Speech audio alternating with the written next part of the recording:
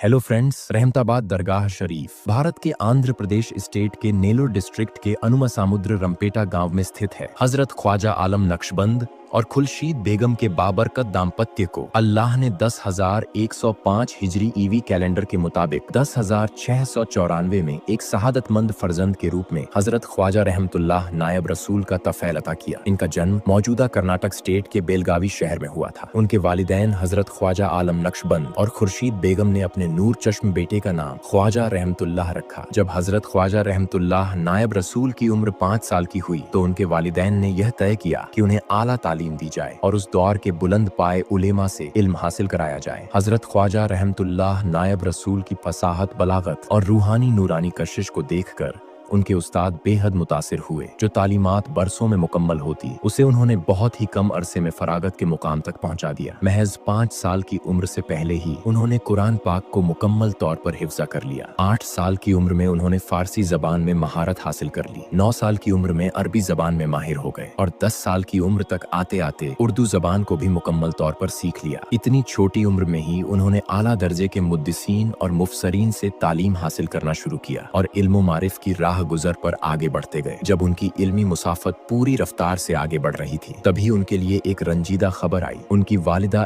माजिदा खुर्शीद बेगम इस फानी दुनिया से रुखसत हो गई। जैसे ही यह मनहूस खबर मिली हजरत ख्वाजा रहमतुल्लाह नायब रसूल पर गम का पहाड़ टूट पड़ा। अपनी मादरे ग्रामी की आखिरी दीदार के लिए वह फौरन घर रवाना हुए। माँ की जुदाई का गम उनके दिलो दिमाग पर ऐसा तारी हुआ कि वह इस सदमे से जल्द बाहर नहीं आ सके और इल्म इरफान की तालीम कुछ वक्त के लिए रुक गई। उनके लिए यह एक ऐसा गमदरून था जिसने उनके पूरे वजूद को हिला दिया। बचपन में माँ की जुदाई का सदमा हजरत ख्वाजा रहमतुल्लाह नायब रसूल के लिए एक रूहानी इम्तिहान था। हर लम्हा एक सदी की तरह महसूस होने लगा और यूं 2 साल का अरसा गम में डूबकर गुजर गया। इसी दौरान जब हजरत ख्वाजा आलम नक्शबंद और उनके बेटे की जिंदगी अजियायतों और गमों से घिरी हुई थी तब कुछ अकरबा और अहले मोहल्ला उनके पास आए और कहा, ए हुजूर, कब तक आप इस गम में रहेंगे? सिर्फ अपने लिए नहीं बल्कि अपने बेटे के भलाई के लिए भी आपको इस सदमे से बाहर आना होगा। एक बच्चे को माँ के ममता एहसास से महरूम रखना मुनासिब नहीं। आपको दूसरा निकाह कर लेना चाहिए ताकि बच्चे की सही तरबियत हो सके। इस मशवरे पर हजरत ख्वाजा आलम नक्शबंद ने अपने अहले खानदान और गांव वालों की बात कबूल कर ली और एक जमींदार की बेटी से दूसरा निकाह कर लिया। इसके बाद अपने वालिद के हुक्म के मुताबिक